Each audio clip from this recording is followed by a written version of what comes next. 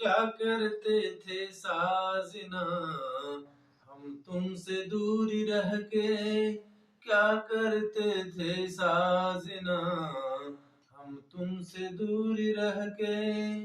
हम तो जुदाई में अकेले छुप छुप के रोया करते थे। क्या करते थे साजना, हम तुमसे दूरी रह के। नमस्कार दोस्तों, गुड इवनिंग। जैसा कि आप सबको पता है, आर्मी ऑर्डिनेंस कोर ने रिसेंटली ट्रेड्समैन मेट और फायरमैन की वैकेंसीज का एडवर्टीजमेंट निकाला है। दोस्तों, आपको ये बता दूं कि ये जो नौ जॉब है वो किस तरीके का है और दोनों में क्या डिफरेंस है, दोनों के लिए क्या क्या क्वालिफिकेशन है, पेपर कितने मार्क्स का होगा और किस तरीके से परीक्षा की तैयारी करने की जरूरत है। सबसे पहले ये बताऊं आपको कि टोटल जो वैकेंसीज पब्लिश हुई है वो 1793 है, अर्थात 1249 वैकेंसीज ट्रेड्समैन मेट की और 544 वैकेंसी फायरमैन की है। इस तरीके से कुल वैकेंसीज जो पब्लिश करी है वो 1793 है। दोनों में बेसिक डिफरेंस क्या है, ट्रेड्समैन मेट और फायरमैन का? दोस्तों, ट्रेड्समैन मेट की जो वैकेंसी है वो पे लेवल 1 की है, अर्थात इसकी सैलरी जो है 18,000 से शुरू होती है।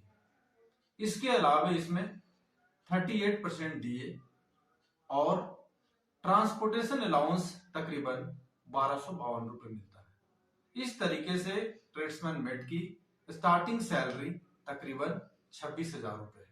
इसके अलावा हाउस रेंट अलाउंस और डिपेंडेंट फैमिली मेंबर्स के लिए मेडिकल की फैसिलिटी है।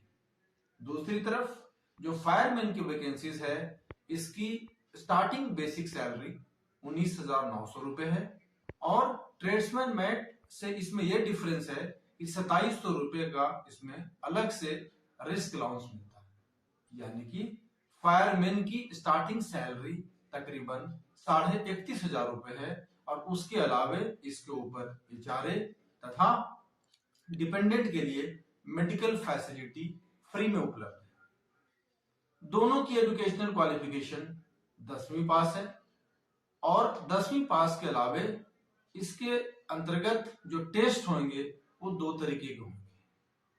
पहला फिजिकल टेस्ट है और दूसरा रिटन टेस्ट है। फिजिकल टेस्ट के अंदर जो टेस्ट है वो टीएमएम के लिए दो टेस्ट है। पहला रनिंग 1.5 किलोमीटर 6 मिनट के अंदर है, साथ ही साथ 50 केजी के वजन को 200 मीटर तक लेकर जाना है 100 सेकेंड। दूसरी तरफ फायरमैन के लिए जो फिजिकल टेस्ट है उसमें 4 तरीके का टेस्ट है, जिसमें कि 1.6 किलोमीटर 6 मिनट में जाना है। उसके अलावा 2.7 मीटर अर्थात 9 फीट डिच है, जिसको कि हम लॉन्ग जंप के नाम से जानते हैं। 3 मीटर वर्टिकल रोप चढ़ना है, साथ ही 63.5 केजी के वेट को 183 मीटर 96 सेकंड में कवर अप करना है। दोस्तों, ये जो दोनों वैकेंसीज हैं उसमें पुरुष और महिलाएं दोनों भाग नहीं ले सकती।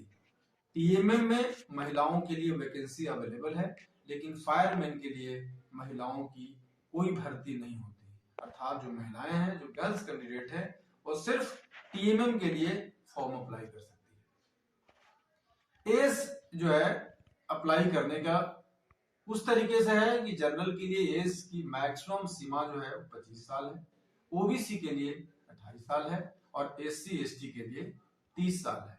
यानी कि दोनों में एज की जो सीमा है वो एक ही है।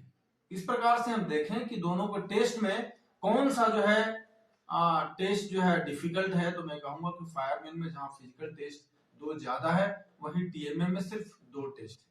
नौकरी की बात करूं कि दोनों में से कौन सा बेहतर है, तो मैं आप लोगों को यह सलाह दूंगा कि नौकरी फायरमैन की बेहतर है, क्योंकि वहां पे सैलरी तकरीबन 5,500 रुपए टीएमएम की अपेक्षा ज्यादा है। अब मैं इसके सिलेबस की बात करूं दोस्तों, कई बार कंफ्यूजन होता है कैंडिडेट्स को कि इसमें पढ़ना क्या है। क्योंकि दोनों की योग्यता 10वीं पास है, इसमें जो रिटन एग्जाम है फिजिकल टेस्ट के बाद, फिजिकल टेस्ट में कोई मार्क्स नहीं होगा। फिजिकल टेस्ट का मार्क्स जो है मेरिट लिस्ट में ऐड नहीं होता है, यानी कि जो फिजिकल टेस्ट है वो क्वालिफाइंग इन नेचर है। फिजिकल टेस्ट में पास होने के बाद ही कैंडिडेट को इजाजत मिलेगी रिटन एग्जाम में बैठने की, यानी कि उसमें सिर्फ पास और फेल है, उसके जो मार्क्स होंगे वो रिटन के मेरिट में काउंट नहीं होंगे। रिटन एग्जामिनेशन का जो सिलेबस है वो 10th लेवल का है। इसमें कुल 4 पार्ट होंगे, जिसमें कि जनरल अवेयरनेस जो कि 50 मार्क्स का हो, उसके अलावे रीजनिंग है वो 50 मार्क्स का होगा, क्वांटिटेटिव एप्टीट्यूड जिसको हम मैथ्स कह सकते हैं वो 25 मार्क्स का है और 25 मार्क्स का इंग्लिश है। यानी कि दोनों एग्जाम के अंदर कुल मार्क्स 150 होगा, जिसके लिए समय 2 घंटे निर्धारित करी गई है। यानी 2 घंटे के अंदर 150 मार्क्स क्वेश्चंस आपको अटेम्प्ट करने हैं और निगेटिव मार्किंग इसके अंदर नहीं होगा। इस तरीके से आप देख सकते हैं, कंफ्यूजन नहीं होगा। मैं कुछ बुक सजेस्ट करना चाहूंगा जिससे कि आप लोगों को इसकी तैयारी में आसानी होगी। तैयारी, इसका जो प्रोबेबिलिटी है एग्जाम का वो 1.5 से 2 महीने के अंदर इसका पेपर हो जाएगा, यानी कि एग्जामिनेशन होने की उम्मीद अप्रैल के महीने में है। आपको इसके लिए पूरी जी जान से तैयारी करने के लिए जुटना पड़ेगा, क्योंकि वक्त की बहुत कमी है। बुक्स में मैथ के अंदर जो क्वांटिटेटिव एप्टीट्यूड है उसमें RS अग्रवाल की क्वांटिटेटिव एप्टीट्यूड बुक्स जो है वो काफी कारगर हो सकता है, जिसमें कि सारे क्वेश्चंस ऑलमोस्ट उसी के अंदर से आएंगे। दूसरा जो जीके है वो 50 मार्क्स का है, जिसके अंदर लूसेंट की बुक और स्पीडी जो करंट अफेयर्स है वो दोनों बुक पढ़ने के बाद मैक्सिमम क्वेश्चंस को आप अटेम्प्ट कर सकते हैं। तीसरा जो क्वांटिटेटिव एप्टीट्यूड है जिसको रीजनिंग भी हम बोलते हैं, ये भी कुल 50 मार्क्स का है। इसमें भी जो बेसिक बुक्स हैं उसको आप कहीं भी बाजार से देख सकते हैं, जिसके अंदर 50 मार्क्स है, तो इसको भी काफी इंपॉर्टेंस देनी होगी कैंडिडेट्स को। बाजार के अंदर इसकी भी काफी बुक्स अवेलेबल है, जो बेसिक बुक्स है, जिसमें अजय चौहान की बुक की मदद ली जा सकती है। अगला जो है इंग्लिश है, जो कि 25 मार्क्स का है। इंग्लिश के अंदर बेसिक ग्रामर होंगे। बेसिक ग्रामर में आप देख सकते हैं article, verb, tense, preposition, syntax, sentence pattern, antonyms और synonyms, voice, active and passive and narration जो कि डायरेक्ट और इनडायरेक्ट नरेशन। ये जो है ग्रामर का सिलेबस है। अर्थात कुल जो है क्वेश्चन की संख्या 150 है। तो कैंडिडेट्स को ऐसी ध्यान में रखनी होगी कि मैक्सिमम क्वेश्चन अटेम्प्ट करें यदि इसके अंदर नेगेटिव मार्किंग नहीं है।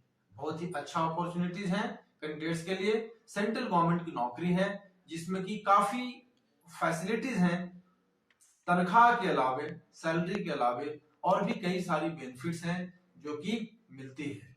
जॉब सिक्योरिटी है और पेमेंट जो है वो महीने के 30 से 31 तारीख को आना निश्चित है। तो दोस्तों अच्छा मौका है, आप लोग इसमें जुट जाएं तैयारी के लिए और बेहतर करें, समय का ध्यान रखें और 1.5 से 2 महीने के अंदर तैयारी करके आप सेंट्रल गवर्नमेंट की नौकरी पा सकते हैं। धन्यवाद।